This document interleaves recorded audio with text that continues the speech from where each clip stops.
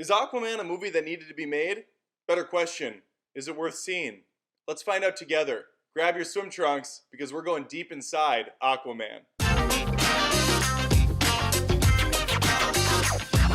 Aquaman isn't what I would consider a top-tier DC character, and since I know virtually nothing about comic books, I'm definitely the person who should be making that statement. Up until recently, he's always seemed a bit beneath the Justice League. There's a pun there somewhere, you can find it. Jason Momoa represented a fresh take on the hero. He got an extreme makeover, Snyder edition, complete with tatted up muscles, a thirst for beer, and a penchant for keeping us cool. This rock and roll fish out of water was a highlight for me in his previous outings, but how does he fare in a 2+ hour film?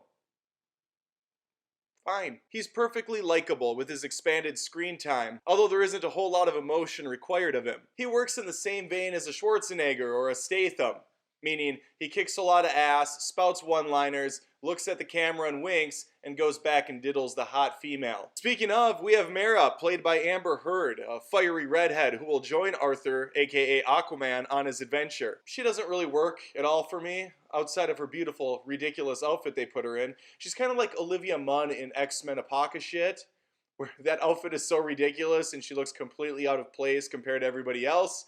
Yet you can't keep your eyes off of her. Nicole Kidman, however, is still as radiant and badass as ever. She has an early action sequence that really sets the stage for some of the visceral visuals the audience will get to enjoy. Visuals that are unfortunately very inconsistent.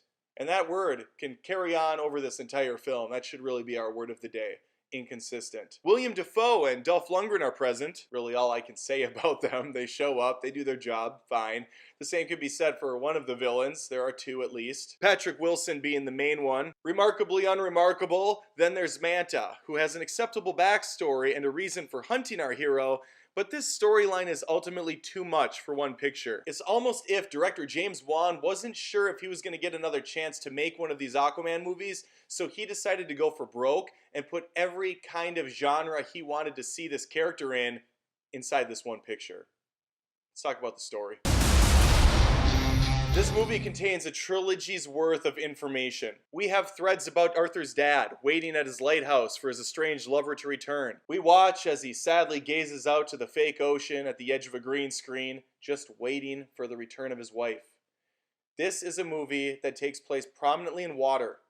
I understand that Magic Hour is hard to film, but did we have to fake the entire thing? It really takes me out of the picture when we can't even have real water behind the guy. We have a second plot about Manta, who's killing two sharks with one stone, as the phrase goes, working alongside of Arthur's brother, King Orm. Gets a nice payday, has an opportunity to avenge his father's death. It's a nice win-win. Orm, meanwhile, is Game of Thronesing it under the sea. He wants to be Lord of the Ocean or some shit, so he tricks and or kills the other realm kings to achieve this lofty goal. Not before plot number 4 kicks in, which is Arthur returning home to claim what's rightfully his. The throne. This entails a brotherly duel to see who is the rightful ruler of SeaWorld. Before Arthur's killed, Mera saves him with water magic and they head out to the 5th plot, which is some sort of an Indiana Jones romp inside of the desert to obtain the one true trident. I'm only like halfway through all the plots in this film. Needless to say, there's a lot going on.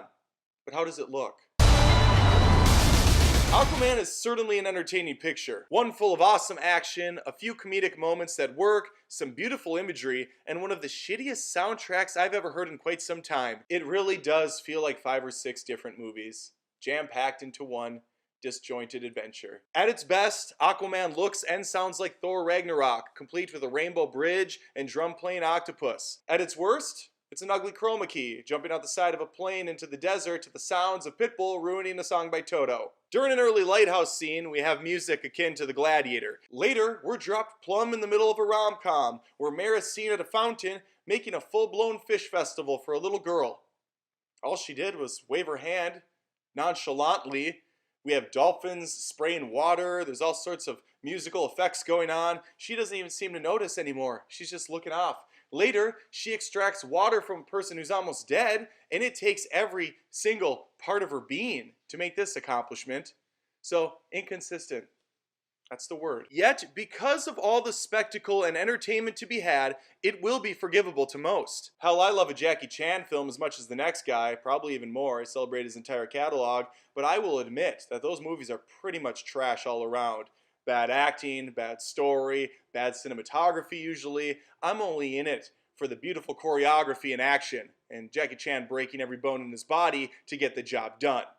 You can easily say this is like Rumble in the Bronx of DC movies. It's stupid, it's loud, it's dumb, but it's fun. There's some good action. At the end of the day, what are we looking for with Aquaman? Really? For me, Aquaman is a hodgepodge of nonsense that ultimately delivers what it sets out to do. I just wish it could have delivered it in a much shorter runtime. James Wan does a very commendable job here, but it's clear where his strengths are and where his weaknesses are. If you would have focused more on the dark, synthy style they were going for in some of these earlier scenes and middle scenes, like the deep dive underwater where those alien fish creatures are going down after our leads, we would have a whole different picture here. Instead, we have this kind of dopey shit going on where we have a guy in a suit jumping across buildings, shooting a laser beam out of his face.